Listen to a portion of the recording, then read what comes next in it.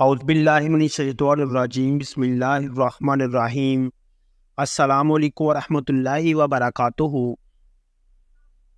سامعین کرام، بیوی سے عام بستری کرنے سے پہلے آپ کو کیا کرنا چاہیے جس سے آپ کی لذت میں بہت زیادہ اضافہ ہو؟ تمام دوستوں سے گزارش ہے کہ ویڈیو کو مکمل دیکھیے گا۔ محترم ناظرین، مباشرت سے پہلے بستر پر شرمگاہوں کی صفائی کے لیے پہلے سے ایک صاف کپڑا بھی رکھ لیں۔ باقاعدہ مباشرت سے پہلے میاں بیوی کا چند منٹ کے لیے ایک دوسرے کے جسم سے کھیلنا دونوں میں محبت پیدا کرتا ہے۔ پہلے دونوں کپڑوں سمیت اپنے جسم کو ایک دوسرے کے ساتھ مسلیں اور کچھ دیر بعد ایک دوسرے کے جنسی اعضاء کو ہاتھ سے ٹٹولیں اور مسل کر اسے لذت دیں اور خود بھی لطف اندوز ہو اور اپنی بیوی ساتھی کو بھی لطف اندوز کریں۔ لباس اتارنے سے پہلے چند منٹ کا یہ کھیل نہ صرف حصول لذت کا ایک اچھا ذریعہ ہے بلکہ اس سے بیوی کو مباشرت کے لیے مکمل طور پر تیار ہونے میں بھرپور مدد ملتی ہے۔ تاہم اگر مرد صورت انزال کا شکار ہو تو اس سے اس دوران خاص احتیاط کی ضرورت ہوتی ہے۔ میاں بیوی کا جنسی تعلق کوئی گناہ نہیں بلکہ صدقہ ہے۔ محترم ناظرین، بیوی سے صحبت کیسے کریں؟ شریعت مطہرہ نے بیوی کے پورے بدن سے نفع اٹھانے کی اجازت دی ہے، البتہ پچھلے مقام میں صحبت کرنا بیوی سے بھی حرام ہے کہ وہ جمع کرنے کا محل اور مقام ہی نہیں، اس لیے صحبت اگلے ہی حصے میں جائز ہے اور اس کے لیے جو بھی طریقہ اختیار کیا جائے شریعت میں اس کی ممانعت نہیں، البتہ اشارتاً دو طریقے بہت معلوم ہوتے ہیں۔ پہلا طریقہ جو ہر جاندار فطری طریقہ ہے کہ مرد اوپر رہے اور عورت نیچے ہو، اس میں لذت کا حصول زیادہ ہے، نیز یہ طریقہ استقرار حمل کے لیے بھی مفید ہوگا۔ بیوی سے صحبت کرنے کا اسلامی طریقہ کیا ہے اور اس کے آداب کیا ہیں؟ بیوی سے جس طرح چاہیں صحبت کر سکتے ہیں، کھڑے ہو کر، بیٹھ کر، لیٹ کر، آگے کی طرف سے، پیچھے کی طرف سے، اگلی شرمگاہ میں مرد اوپر ہو اور عورت نیچے یا اس کے برعکس، سب طرح بیوی سے صحبت کرنا جائز و درست ہے۔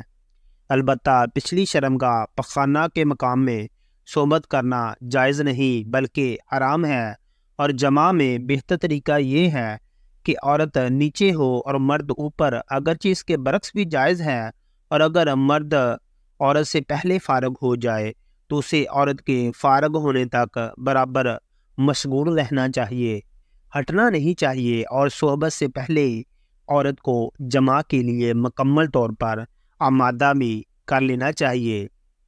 پیار و محبت کی باتیں اور کام کے ذریعے عورت کو مکمل طور پر تیار کیے بغیر صحبت کرنا اچھا نہیں، اور صحبت کے بعد دونوں کو پیشاب بھی کر لینا چاہیے تاکہ اگر منی کا کوئی قطرہ سوراخ میں رہ گیا ہو تو وہ خارج ہو جائے۔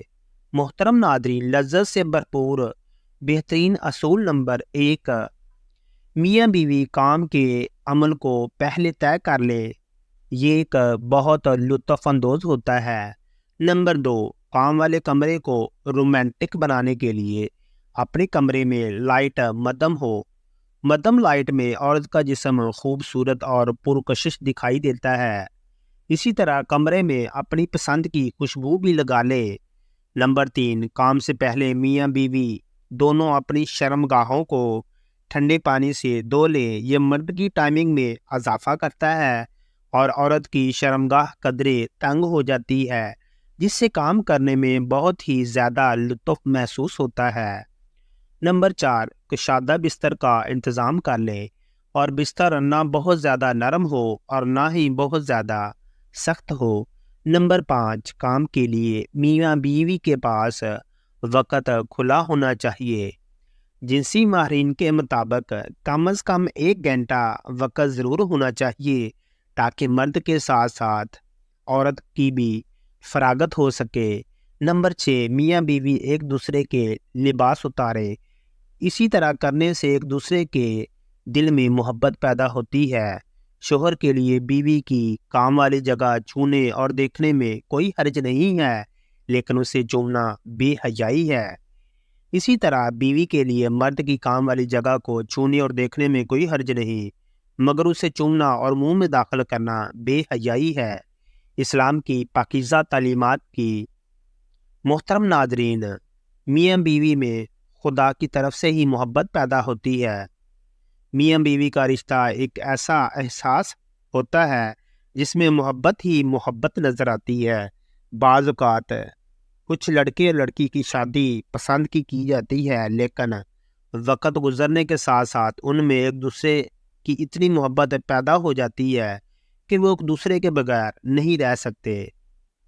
محترم ناظرین، بیوی سے ہم بستری کا ارادہ کرے تو یہ آیت پڑھے، بسم اللہ اللہم